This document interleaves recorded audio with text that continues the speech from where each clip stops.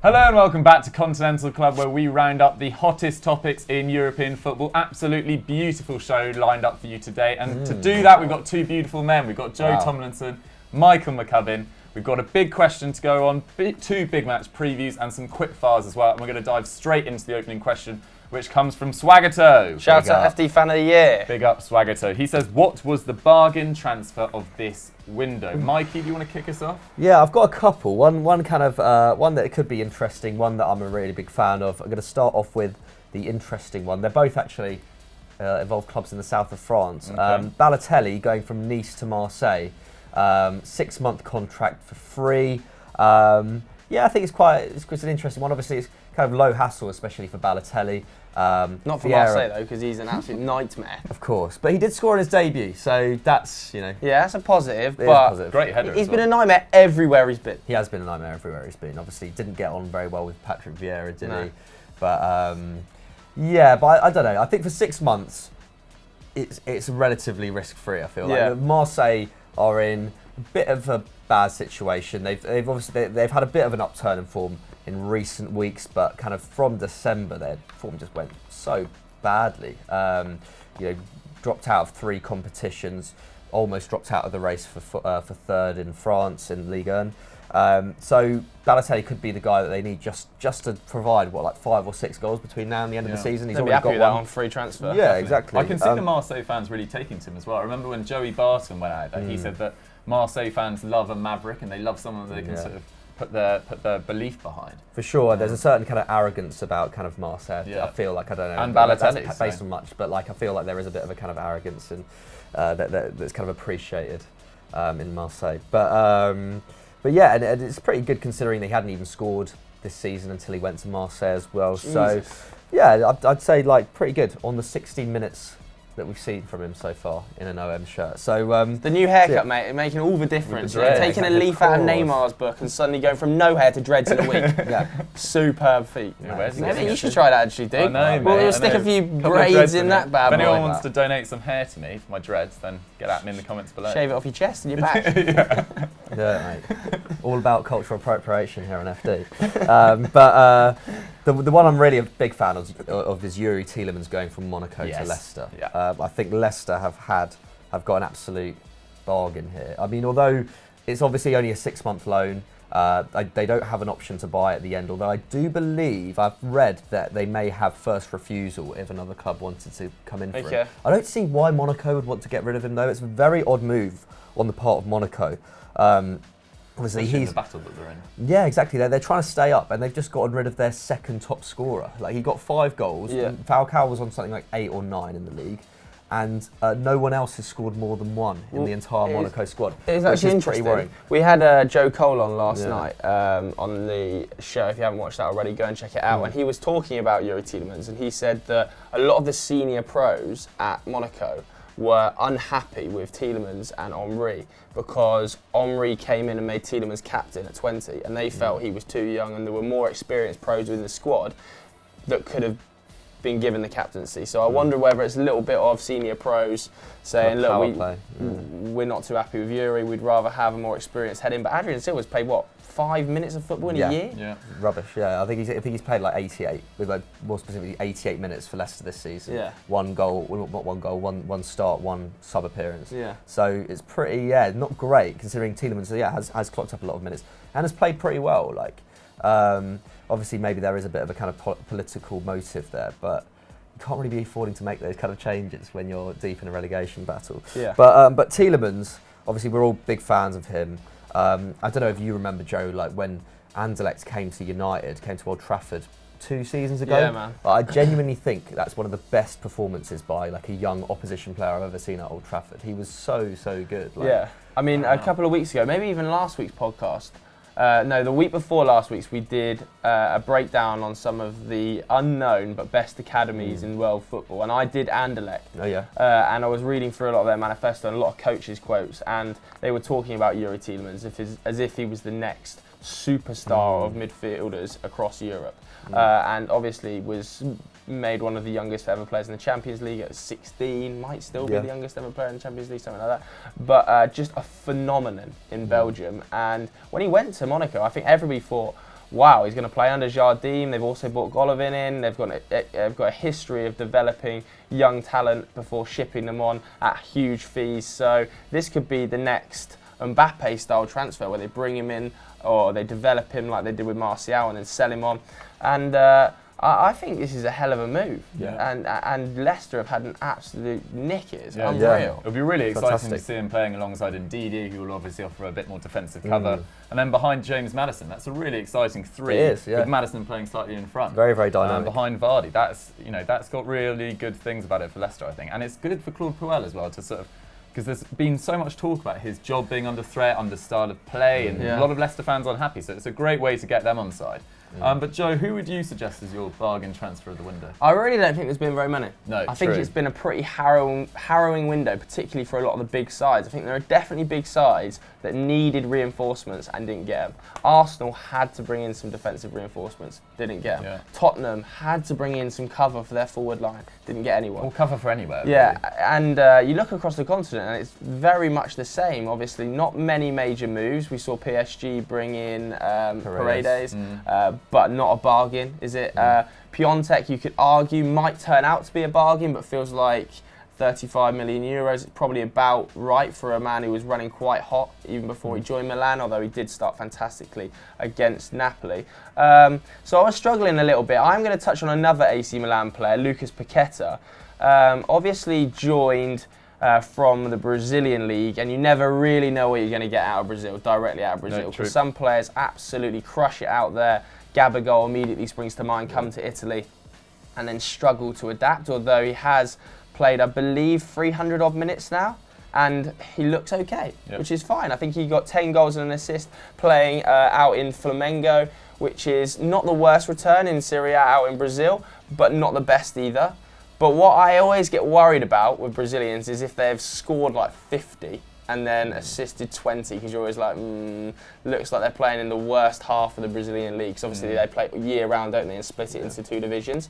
But Lucas Paqueta was putting up some really interesting numbers for an attacking midfielder. 3.1 shots, that's massive for an attacking midfielder. Over a key pass, nearly 2 dribbles per 90. Also throwing up nearly 4 tackles and interceptions, which is really interesting. He's been likened to a sort of young Kaká, which I think is probably too much of a burden to put on his shoulders. I think everybody should relax about that. But he's amongst that sort of Brazilian talent we're starting to see emerge, like Rodrigo has obviously agreed a deal with Real Madrid, Vinicius Jr. That sort of new wave of Brazilian talent that's sweeping in. Vinicius this season, as much of a joke as he was, or the transfer was a couple of years ago, he's actually done all right. He's keeping Visco out of the team. Especially in the last couple of weeks, he's looked really lively. Which is really impressive. And Milan add to an already impressive roster of young talent at the club as well. We've seen it becoming a growing trend in Italy, where once upon a time it was seen as the retirement home of Europe. You look at the likes of Roma now, who have got like Patrick Schick, Justin Kluivert, Cengiz Under.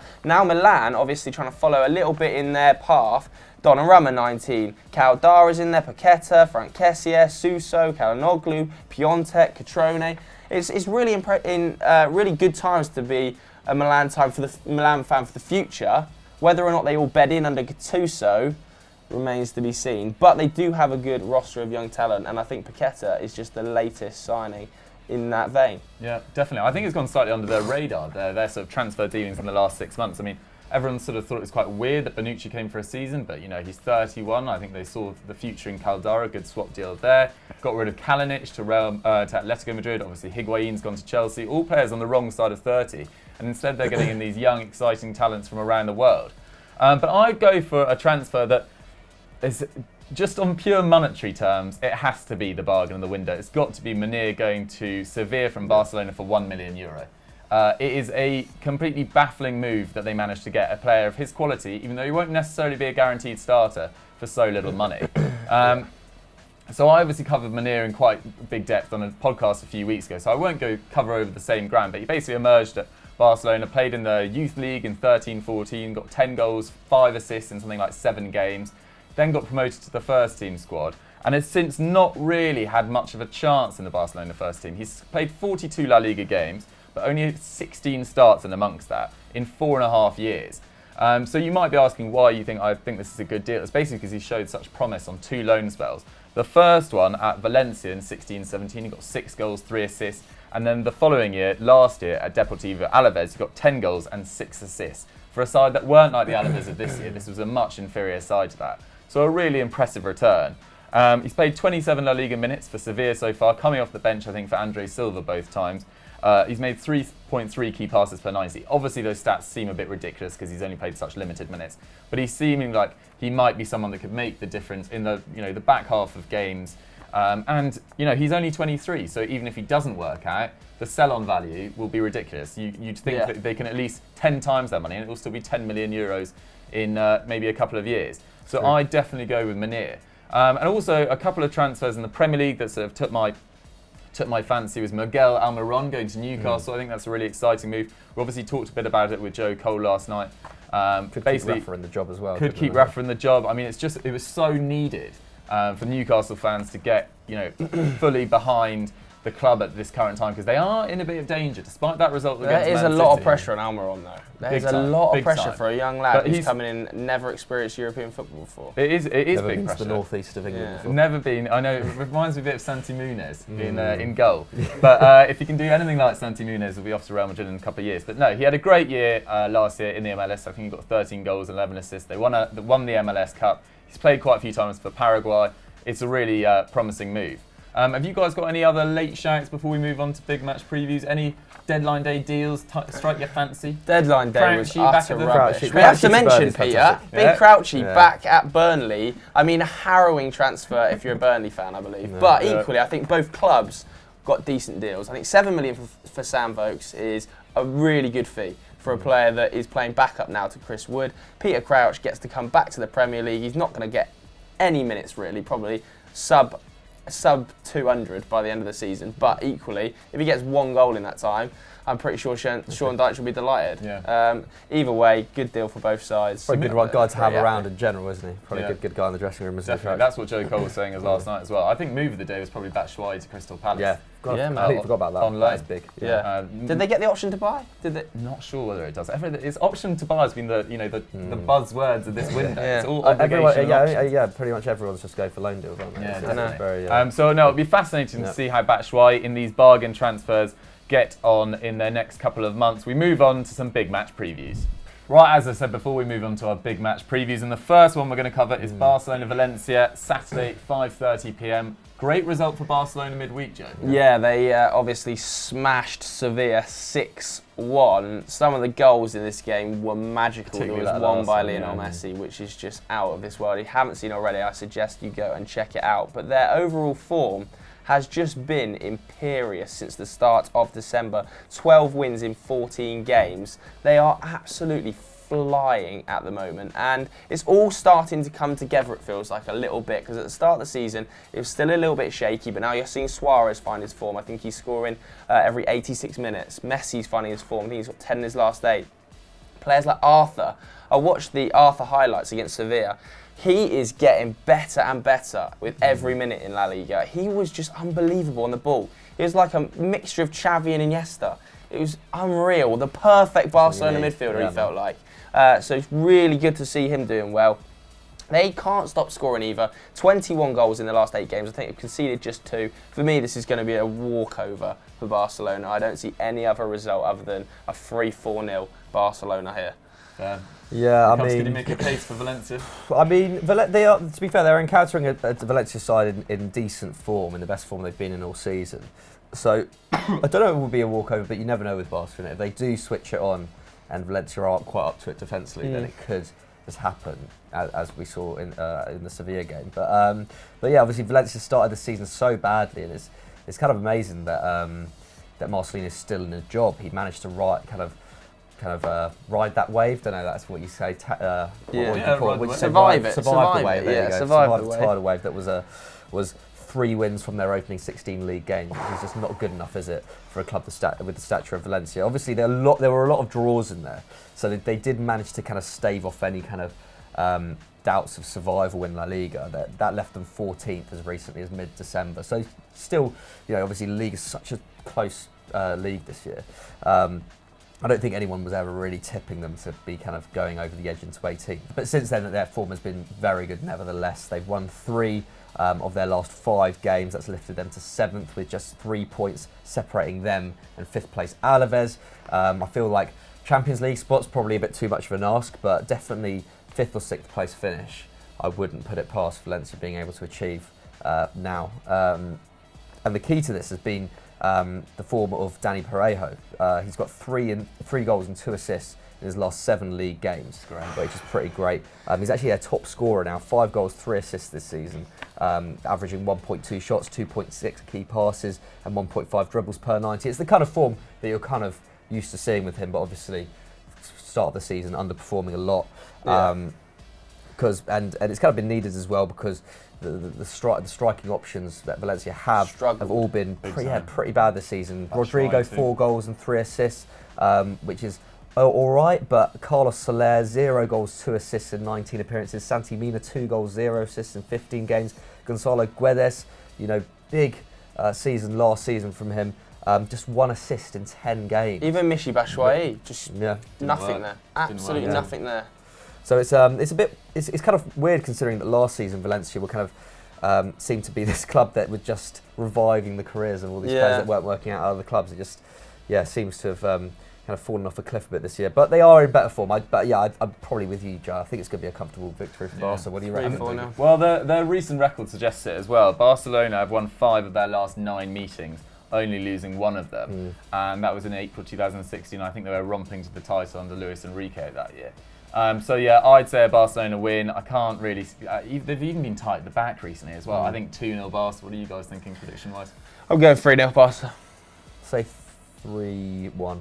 There we have it. We'll roll straight into our next big match preview because 5th plays 4th this weekend in Serie A. We'll keep this nice and short. The race for Champions League football is really hotting up in Serie A. Roma are playing AC Milan at home. They're coming off the back of a horrific 7-1 defeat to Fiorentina in the Coppa Italia. Federico Chiesa netting a hat-trick, Edin Dzeko spitting in the face of the referee. That's going to be a serious ban, by the way. Exactly, a lengthy ban, and he's already had a pretty poor year. He's only got 4 goals and 17 appearances, which is bizarre because he was so good last year, and he seems to be not be working that system anymore. El Shaarawy's had to pick up the slack. Zaniolo's played well for Roma. We've talked a bit about Milan and their recent form as well. Piatek coming in for that game against Napoli and hitting the ground running. So this is a really exciting game. What are you guys thinking about this one? I reckon AC Milan. Just because that's such a confidence boost, that win over Napoli, isn't it?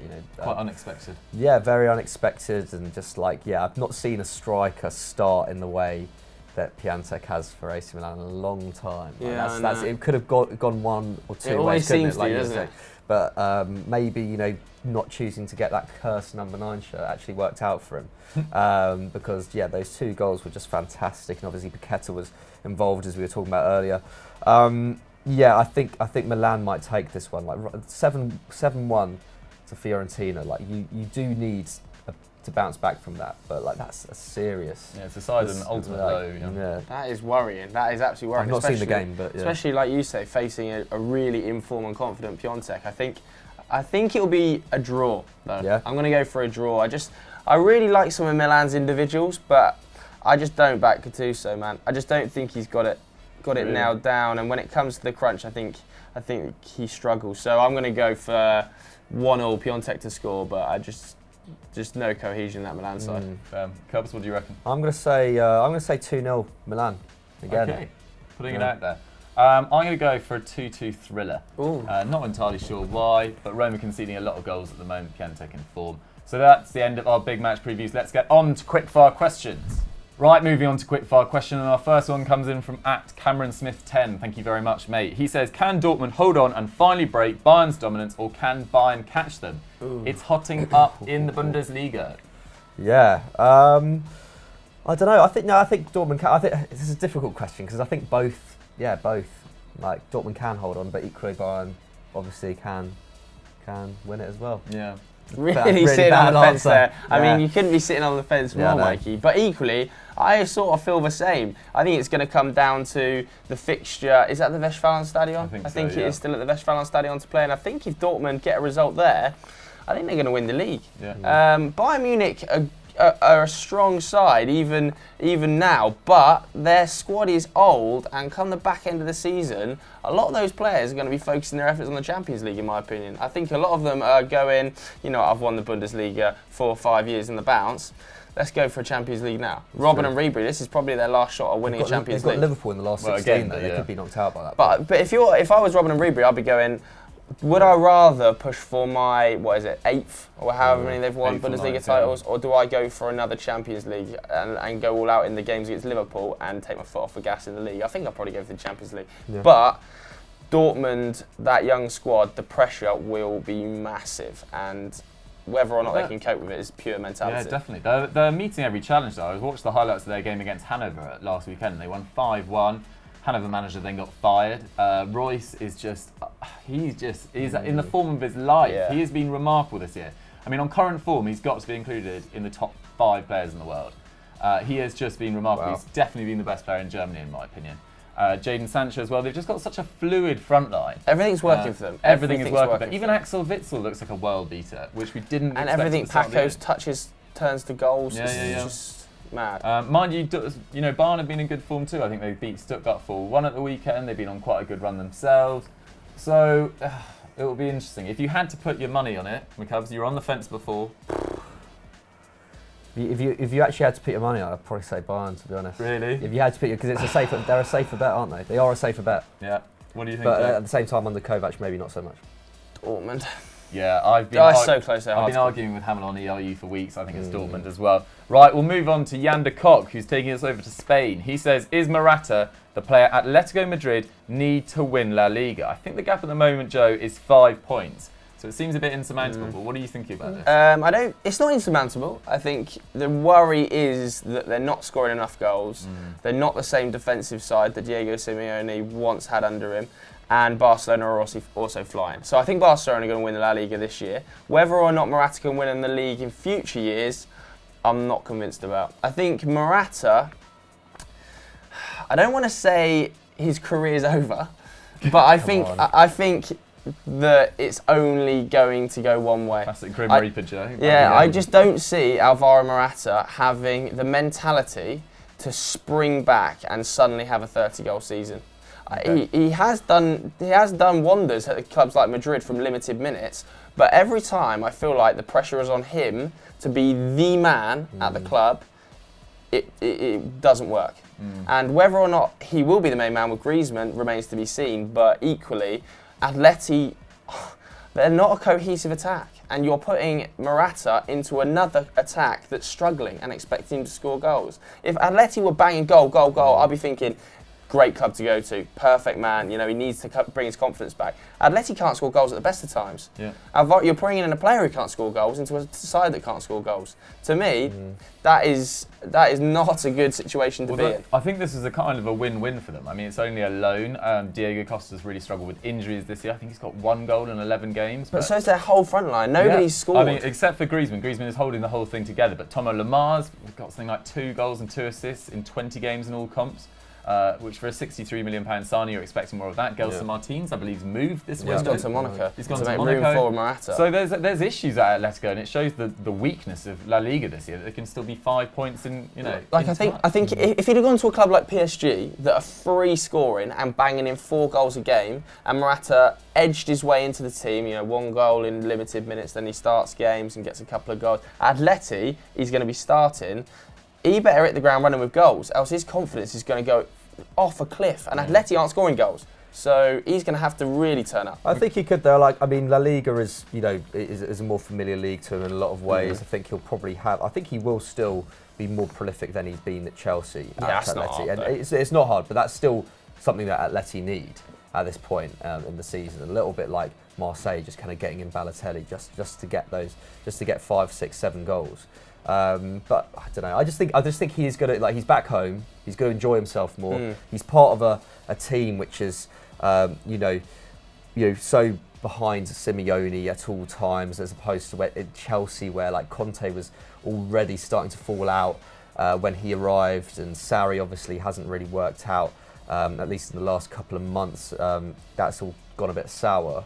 I think just being in quite a kind of stable place will be good for him. At least in terms of mentality. I think he like, if he like, clearly he just was not enjoying living in London. I think he will be a much happier person.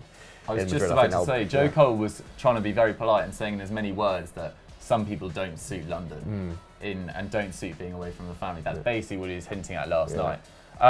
So very interesting. I think that's an interesting debate. I don't think it'll be enough to gift Atleti La Liga, I should say. But we'll move on to our final quickfire question of the day. Thank you so much to everyone who replied to my tweet and Chris Hamill's tweet as well.